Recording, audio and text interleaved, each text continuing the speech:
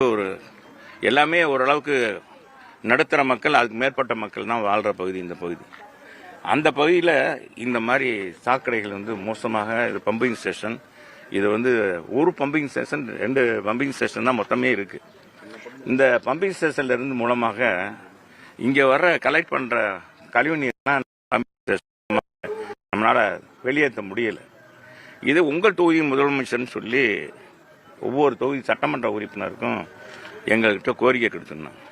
அப்போ நான் என்ன சொல்லியிருந்தேன், இதில் இருக்க ஒரு பழைய வார்டுகள் பிரகாரம் பார்த்தா 5 வார்டு தான். அப்போ இதெல்லாம் அந்த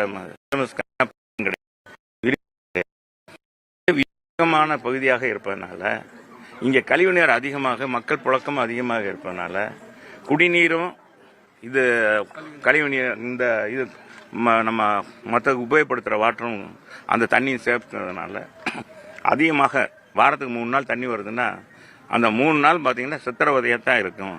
அதனால இதை மாற்றி கொடுக்கணும்னு சொல்லி எழுதி கொடுத்து நம்ம கொடுத்து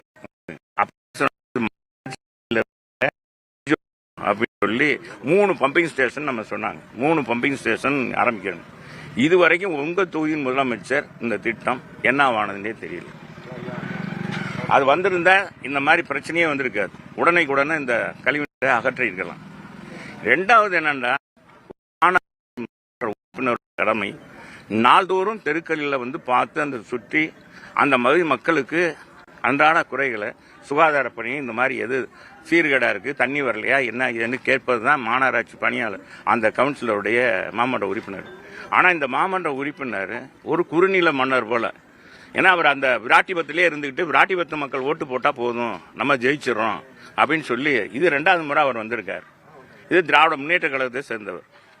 இதே பகுதியில் இப்போ நம்ம கொடியை நான் கொடியை நாட்டுகிறேன் மேற்கு தொகுதியிலும் சொல்றாரு. முதல்ல இதை நாட்ட சொல்லுங்க. ஒரு அமைச்சர் அன்றாட வாழ்கிற மக்களுடைய பிரச்சனை நம்ம கொண்டு எங்க ஆட்சியில், அது என்னுடைய முயற்சியில தான் முழுக்க அது நான் தான் எழுதி கொடுத்து எங்களுடைய பொதுச் செயலாளர், உள்ளாட்சித்துறை அமைச்சர், புரட்சித் தலைவருடைய பிறந்த நாளில் அறிவிக்கப்பட்டது. 100ஆண்டு விழாவில் மதுரையில் எத்தனை வருஷம் ஆச்சு. அது நாங்கள் தொடங்கி வச்சுட்டோம். 2023 முடிக்க வேண்டிய அந்த இதை இந்த வருஷம் எப்படியாச்சும் முடிச்சிடணுன்றதுக்காக எங்களுடைய பேச்சுக்கு ஆளாகக்கூடாது அப்படின்னு அடிப்படையில் அவதியாக என்ன செய்யறாங்க, அங்கங்க பரிச்சாத்தமாக ஓட்டம் பண்றாங்க. தண்ணியை ஏற்றி உயர்மட்ட தொட்டியில் ஏற்றி இறக்குறாங்க. எங்கெங்க இன்னும் நிறைய இடங்கள்ல என் வீட்டுக்கே இன்னும் கொடுக்கலங்க. சொன்னா வெறும் லைன் மட்டும் கொடுத்துருக்காங்க. இப்போ தான் மெயினே போட்டுக்கிட்டு இருக்காங்க. அதில் வர்ற தண்ணி பார்த்தீங்கன்னா இந்த மேற்கு தொகுதி